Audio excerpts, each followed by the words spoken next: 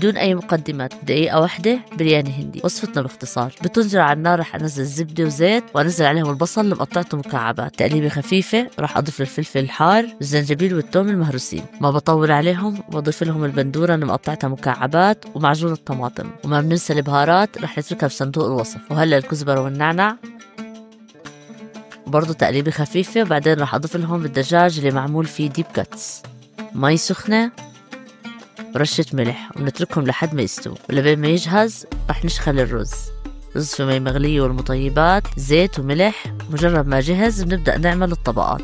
أكيد ما ننسى نحط ليمون بين الطبقات وكزبرة ونعناع، والدجاج أكيد بالتحمير. آخر طبقة لازم تكون الصوص. وهلأ على النار 35 دقيقة.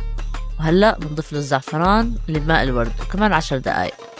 وعند التقديم مكسرات، صوص البرياني واللبن الهندي. هيك جاهزين، تفضلوا معانا. صحتين.